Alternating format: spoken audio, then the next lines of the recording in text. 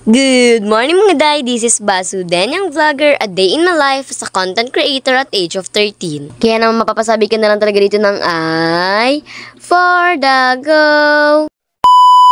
For today's video, ay samahan nyo naman nga kami para naman na-unboxing nga namin lahat ng mga pinamili namin sa SM. At dahil hindi nga lahat ng mga binili naming school supplies ay na-videoan namin, ay talaga naman na-unboxing nga namin to sa harap na harap mismo ng camera. Ilabas ko na muna nga dyan yung mga school supplies na i-unboxing namin at pagkatapos naman nga po pala, ay at mag-unboxing naman nga po pala tayo for today's video. By the way, yan na nga po pala lahat ng mga school supplies na pinamili namin, kaya naman i-unboxing na nga natin yan.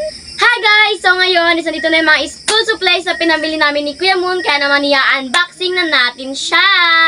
Hanggang ngayon nga, hindi pa rin ako makagit over. Paano ba naman tuwang-tuwa nga ako? Paano ba naman meron na nga akong bagong bag? Kaya naman, inuna nga namin ni Kuya Moon itong i-unboxing itong mga bag namin. Gawa na napaka-excited nga naman talaga namin. Finally, may bago na akong bag. Gawa na yung dating mga ginagamit na bag. Bag pa nga talaga yun ni Mama. Buti na nga lang talaga. Pumayag nga si Mama na bumili ako ng bagong bag. Gawa na wala rin naman daw talaga akong gagamitin na bag. At gusto niya nga raw talaga yung magandang araw talaga ang gagamitin ko this school year. O, diba? Hindi naman ang makakagit over agad kapag ganito nga naman talaga kaganda yung bag mo. Parang nakaka-excite na nga talagang pumasok. Parang gusto ko na agad pumasok ngayon kahit wala pa kaming pasok. Siyempre, ginilidan muna namin din yung mga bag namin at tinunod na nga namin itong mga notebook at talaga naman napakaganda nga naman talaga ng design ng mga notebook namin. Yung binili nga po pala namin na notebook ay talaga namang isang set na nga po pala yan at 7 pieces nga lang po pala yan, kaya naman kulang pa nga ng isa, kaya naman bibili na nga lang kami pagpa SM namin ulit or pagpadae. Kung mapapansin nyo nga ay Hello Kitty nga yung mga notebook ko, na pag-isip-isipan ko kasi at sinabi ko kasi sa sarili ko na pag nag-grade 8 nga ako ay color pink nga lahat ng gamit ko. Kakaiba man nga ng shade ng pink pero at least color pink pa rin, kaya naman masaya na nga talaga ako niyan kahit anong design yan, basta color pink. Baka marami dyan magsabi na ang Hello Kitty pambata lang. Para sa akin, maganda naman talaga ang Hello Kitty. Talaga naman bata pa nga lang talaga ako.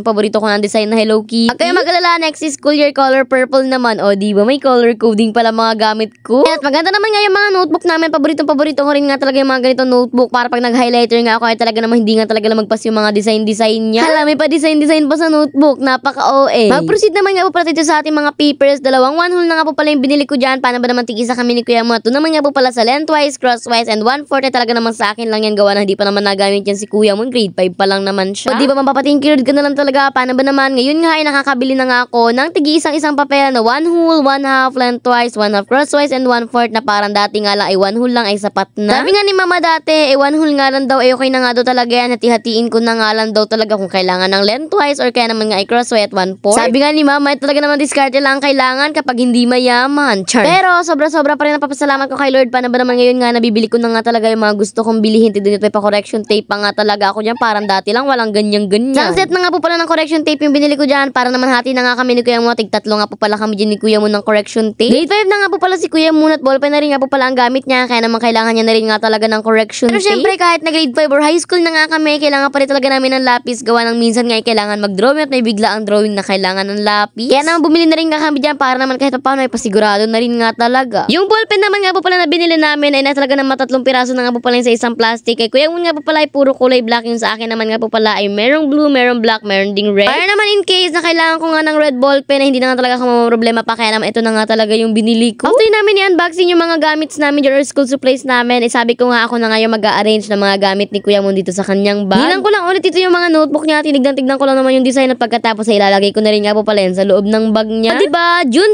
25 pa nga lang talaga ay ina-arrange ko na itong mga gamit namin kahit nasa 29 pa naman yung pasukan namin para advance na nga at hindi na nga talaga kami mag-rush pa. Sa darating kasi na araw ay medyo busy-busyhan na kami, kaya naman kapag meron ng time may kailangan na nga gawin yung mga kailangan gawin para hindi nga kami ma-rush pagdating ng pasukan. Siyempre, mailagay ko na nga po pala yung papel, pati na rin nga po pala yung notebook sa malaki. Sinarado ko na rin nga po pala. Talaga naman nagtira pa nga ko ng space gawa ng wala pa nga kaming tumbler, payong at lunchbox. Doon kasi namin lalagay yung mga lunchbox, tumbler, payong namin, kaya naman nagtira pa nga ako dyan ng space para sa bag ni Kuya Mo. Lagay ko na po pala itong mga crayons at pati na rin nga po pala itong mga ballpens dito sa maliit na lalagyan. Paano ba naman hindi nga talaga kasya dun sa loob? Siya pa naman dun sa malaking compartment na kaso nga lang marami pa nga siya dun ilalagay, kaya naman nag-save na nga talaga ako dyan ng space. Siyempre, itong bag ko naman yung ayusin ko, kaya naman nilagay ko na nga dyan yung mga Hello Kitty ko na notebook. O diba parang kinder at grade 1 lang talaga. Kuya mo na binila na rin namin ng bag at talaga naman pang matagalan na rin nga talaga niya yun. Kaya naman sabi ko nga sa kanya, iingatan niya nga talaga yun. Aba naman ay medyo nakakapanghilo pa rin naman ang mga presyo ng mga bag na to, kaya naman kailangan nga talagang ingatan. Natulad nga po pala ni Kuya Moon, nilagay ko na muna dito sa napakalaki kong bag. Ito na nga muna po palang papel at pati na rin nga po pala yung notebook. Paano ba naman ayusin ko pa nga yung mga ballpen ko, lalagay ko pa nga sa pouch ko. Naalala ko tuloy dati ako nag-i-school, paano ba naman di pa nga talaga ako nagkakaroon ng pouch at talaga naman nakalagay nga lang talaga yung mga ballpen ko diyan sa mga singit-singit ng bag. Kaya naman minsan kapag kailangan ko pa talaga maghalongkat, gawa ng minsan nga napupunta nga talaga sa pinakailalim ng bag. Kulang na lang maubos na yung oras ng subject na yun, ako nga talaga naghahalongkat pa ng ballpen ko dito sa ilalim. Minsan ay wala na talagang ballpen. Napakasaya ng puso ko, gawa ng meron na nga talaga akong ganito at hindi ko na nga talaga kailangan maproblema or hindi ko na kailangan problemahin si mama kung saan ba siya kukuha ng pambili ko ng mga gamit. Paano ba naman meron na nga kami mga gamit. O diba, ito na yung mga pinagpaguran ko na isang buwan at meron na akong pambili dito ng mga school supplies ko. Napakasaya ko nga talaga, kaya naman papating Lord ko na lang talaga for today's video. Lang naman nga po pala for today's video. Sana nag-enjoy kayo. Mag-share na rin nga po pala kayo dyan. Paano ba naman mamili na naman nga tayo ng lucky sharer. Yung lang, salamat, bye and God bless. Mwaps!